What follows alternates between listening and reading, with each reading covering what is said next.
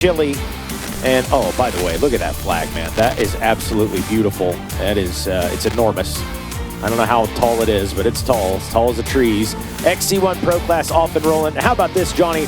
The 703 Austin Abney grabs a hole shot, led this race early. This is his last full season as a pro. We'll put it that way. I'm sure we'll see Austin Abney around and about, but you got to feel good for the Indiana native to at least pull the hole shot. He'll get to talk about that a little bit on the podium as well. And then of course, the XC2 class. The number 97 on the machine, who was that, Johnny? They grabbed that hole shot. I got Adam Grandin, a visiting rider from Canada, grabbed the hole shot in our XC2 class, and it was an absolute melee early on in XC1. Look at all these riders just charging their way through the tight Indiana trees. And then we see the battle as we had riders like Josh Merritt, Walker Fowler, Hunter Hart trying to charge their way through the pack to get up and battle. But it was this guy, Wyatt Wilkin, out front early, leading the way.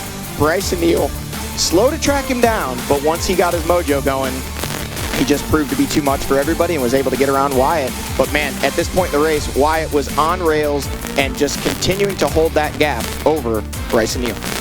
Yeah, just an impressive ride to Bidwell Bullet once he found his way out front. Of course, we heard Wyatt Wilkin in the post-race talk a little bit about the pit strategy. Wishes he had kind of replicated the pit strategy of Bryson Neal.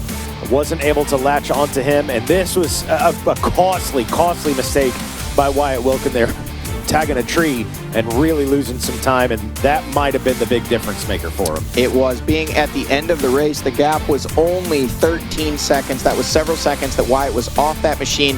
May have been the tail of the tape, but Bryson Neal continuing to lead the way up Ironman Hill, saluting the fans, getting them going. Wyatt Wilkin just behind him, giving chase. The nuns of Ironman Hill. Wyatt Wilkin getting a little loose late in this one, trying to throw everything he had at it to try to track down our four-time and defending champion Bryson Neal, but not able to get it done in the end. We saw a lot of position swapping. Josh Merritt finally found his way to the front of that pack, ended up in that 3 position. But boy, the battle behind him, John Glotta, Walker Fowler, Hunter Hart, all back and forth. We did math about 100 times, but it was the Bidwell Bullet coming in, grabbing a win to cap off the 2025 season, a little icing on the cake, and he is still your national champion, now 4 under his belt after this season.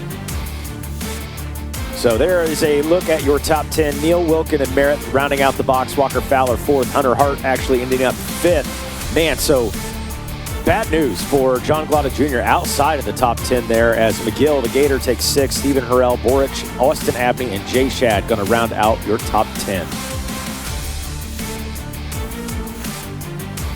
And sounds like we've got a bonus interview. I think Zach's standing by with our